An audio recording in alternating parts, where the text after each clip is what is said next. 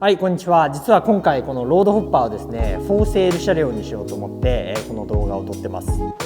で、このロードホッパーは2019年の3月末に納車をしてから約4年間めちゃくちゃ大事に乗ってきました。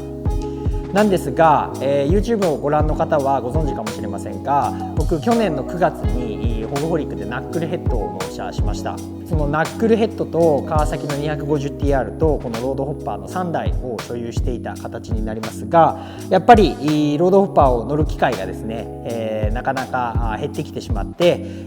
YouTube を見てる方にもですね、結構コメントで、ロードホッパー乗らないんですかとかっていうようなコメントをいただくこと多かったんですけど、実際あまり乗れていなかったというのが正直なところです。せっかくねこんなかっこいいバイクなので、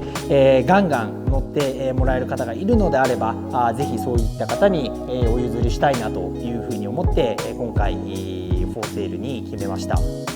で、距離計を見ると今27000キロぐらい走っているバイクになります。去年の9月にですねナックルヘッドを納車する前までは本当に毎週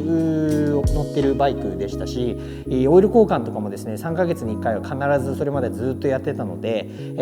基本的にめちゃくちゃコンディションのいいバイクだったかなというふうに思います。バッテリーもですね、この間新しいものに変えたばかりです。なので本当にこのまま乗り出していけるようなバイクになっています。で、車検もまだあと1年以上残っているので、このまま乗っていただけます。で、ロードホッパーもですね2017年に生産中止になってですね、それ以来も絶版車っていう形になるかなというふうに思います。キャブ仕様のエボのエンジンを積んだタイプ9はですね本当に1年ぐらいしか製造されてなかったバイクです。ロードホッパーのホームページがあるんですけど、そこの遠隔を見てもらえれば分かりますが、2016年にですねこのタイプ9のエボのキャブ仕様のバイクが発表されたんですが、もう2017年には全部生産中止になっちゃったので、本当に1年ちょっとぐらいしか製造されてなかったバイクなんじゃないかなというふうに思いますので、その辺の希少性っていうのもすごい高いバイクかなというふうに思います。このバイクの紹介やそもそものロードホッパーの紹介についてはですね、僕の YouTube の一番最初の動画がこのロードホッパーを説明している動画なので、そちらを見ていただければなというふうに思います。あとはロードホッパーのウェブページもあってですね、そちらにいろんな詳細なスペック載ってるので、そちらも合わせてご確認いただければなというふうに思います。オリジナルから変更したポイントっていう意味で言うと、前後ケラーマンのウインカーに変えています。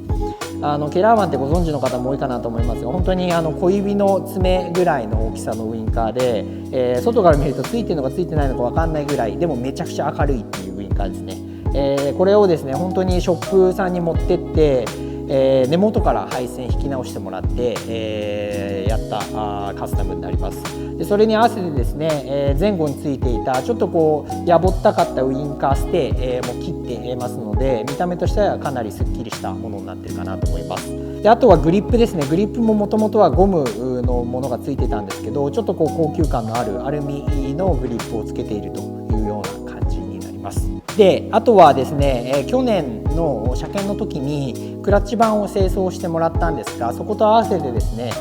ライトクラッチも導入しています。で、タイプ9オリジナルめちゃくちゃクラッチ硬いんですけど、ライトクラッチ入れることによってだいぶ柔らかくなったので、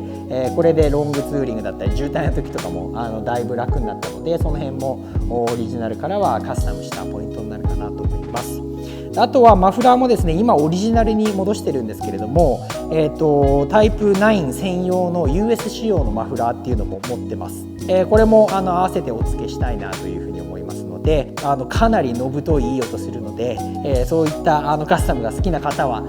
そのマフラーも使ってみていただければなというふうに思います。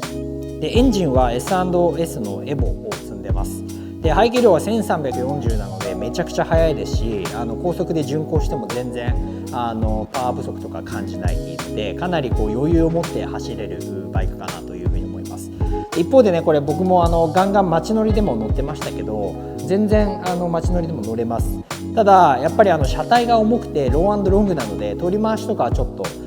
普通のバイクより重く感じるところもあるかもしれませんが、普通にガンガン乗れるバイクかなというふうに思います。冒頭でも申し上げましたが、27000キロ走ってるバイクなので、そこそこの小傷だったりとか錆っていうのもありますが、全然まだまだ調子よく走れてるバイクなので、その辺も加味してですね、ご確認をいただければなというふうに思います。で、原車確認を希望される方は概要欄にあるメールアドレスまたはインスタの DM でご連絡いただければ、ちょっと日にちを設定させていただけるようにしますので、ぜひお問い合わせください。でもう本当にこのバイク本当にいいバイクで、ご覧の通りでロー&ロングなんですね。でハンドルの切れ角はかなり浅いんですけど、やっぱり高速道路とかで走った時の安定感はもう本当抜群ですね。この乗車姿勢も意外とめちゃくちゃ楽で、全然疲れないです。で実はこれハードテールに見えるんですけど、中にスプリングがあります。ロードホッパーって基本はサスついてないんですけど、このタイプ9だけは、後ろにリアサスがついています。で僕はこれ乗って北海道も行きましたし、福島県の方にツーリングに行ったりとか、結構長距離のツーリングもガンガン乗ってますが、もう本当に調子よく走ってくれてるバイクでした。なので、これからもですね本当にこのバイクと一緒にガンガン乗っていただける方がいれば幸いだなというふうに思うので、ぜひご検討いただければなというふうに思います。ちょっと最後にエンジンをかけてみたいなと思います。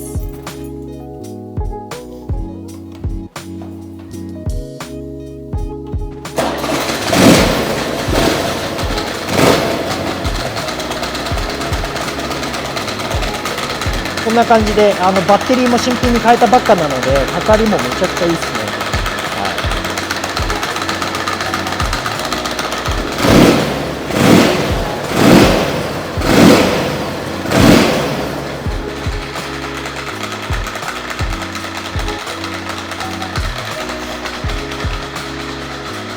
はい、であとはですね、基本的には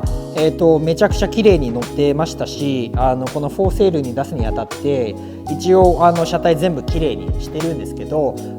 現状引き渡しという形にさせてください。今回の販売価格は250万円とさせてください。細かい手続きだったり陸送についてとかはですね、別途 DM だったりとかメールでご連絡いただければなというふうに思います。最後につい先日走った時の動画も合わせて最後に載せておくので、参考にしていただければなというふうに思います。